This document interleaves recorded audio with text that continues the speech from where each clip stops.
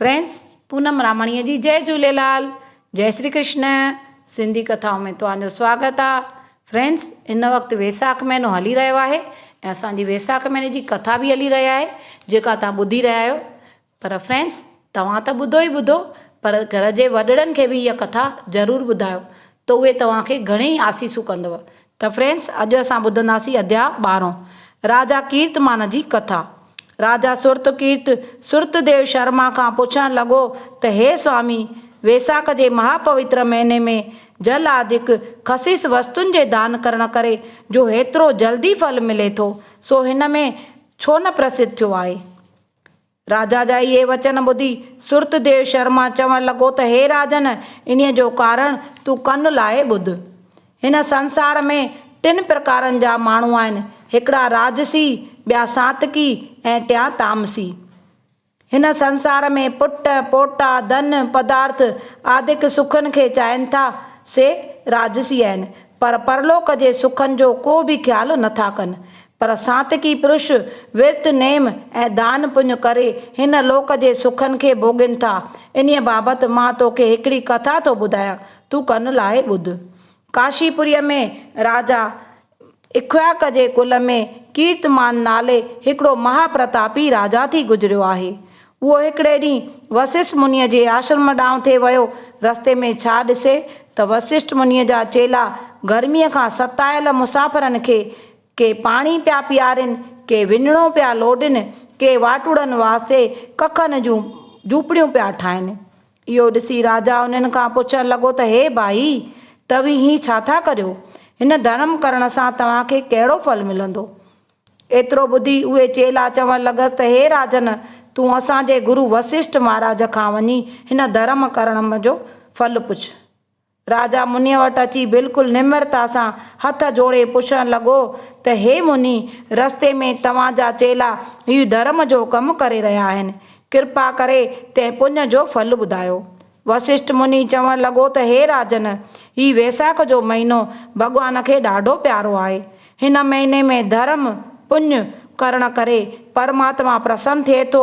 हिन वैसाख महीने जो महात्म मां तोखे ॿुधायां थो, तूं कन लाइ ॿुध।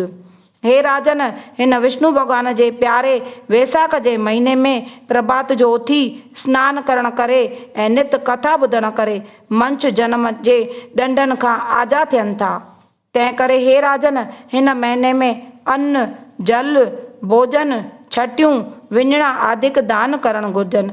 वशिष्ठ मुनीअ जा इहे वचन ॿुधी राजा कीर्तमान पंहिंजे नगर में ई ढंढेरो फेरायो त सुभाणे खां वठी सभु को स्त्री पुरुष बालक ॿुढो सुबुह जो सवेरो उथी नंदीअ ते वेसाख जे महीने जो सनानु करे ऐं यथाशक्ति दान पुण्य करे।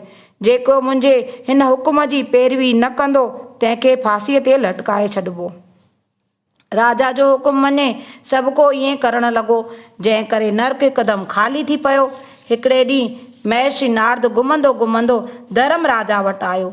छा ॾिसे त नर्क सफ़ा ख़ाली पियो आहे ऐं यमराज चिंता में चिकना चूर थी वेठो आहे। नारद मुनि चवण लॻुसि त हे धर्म राजा, अॼु तूं कहिड़नि ख़्यालनि में वेठो आहीं ऐं नर्क ख़ाली छो थी वियो आहे? मुनीअ जा इहे वचन ॿुधी यमराज चवण लॻो त हे नारद, इक्ष्वाक कुल में कीर्तमान नाले हिकिड़ो महाप्रतापी थियो आहे। तंहिं वशिष्ठ मुनीअ जे चए लॻी पंहिंजे शहर में ई ढंढेरो घुमायो आहे त जेको बि वेसाख वारे महीने में दान सनानु न कंदो तंहिंखे फांसीअ ते लटकाइबो।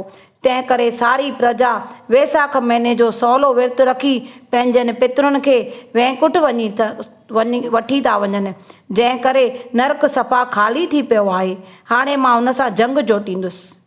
एतिरो चई यमराज पंहिंजो लश्कर वठी राजा कीर्तमान सां युद्ध करण वास्ते रवानो थियो। उहो लश्कर कहिड़ो आहे?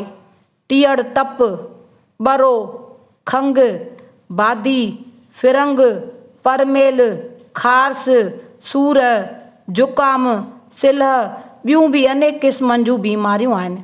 शंख मृदंग बाजा वॼाईंदो युद्ध जे मैदान में आयो ऐं अची जंग जोटियाई। राजा कीर्तमान बि पंहिंजो लश्कर वठी हुन जे साम्हूं थियो। धर्मराज पंहिंजा तिखा तिखा बाण लाया, जिन खे कीर्तमान पंहिंजनि बाणनि सां विच में ई कपे छॾियो। पंहिंजी हार ॾिसी धर्मराज जोश में भरिजी ब्रह्मास्त्र बाण राजा ते छोड़ियो।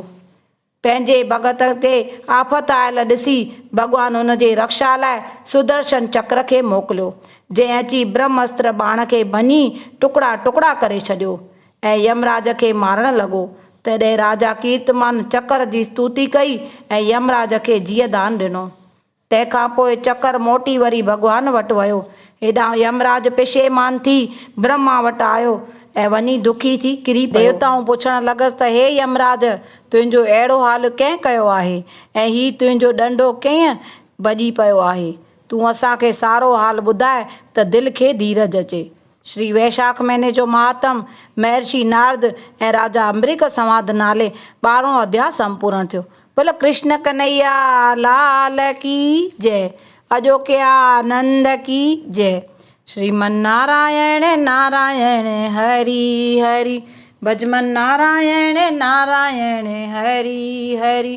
तेरी महिमा सबसे न्यारी न्यारी, हरि हरि। तेरी लीला सबसे न्यारी न्यारी, हरि हरि। हरि ओम नमो नारायणाय, हरि ओम नमो नारायणाय, हरि ओम नमो नारायणाय, हरि ओम नमो नारायणाय। फ्रेंड्स, हीअ कथा तव्हांखे सम्झ में आई हुजे ऐं वणी हुजे त लाइक ऐं शेयर ज़रूरु कंदा ऐं हा, ईंदड़ अध्याय ॿुधण लाइ हिन चैनल खे सब्सक्राइब करे बेल आइकन जो बटन दॿाईंदा त तव्हांखे ईंदड़ अध्याय जो नोटिफिकेशन मिली वेंदो। जय श्री कृष्ण, जय झूलेलाल।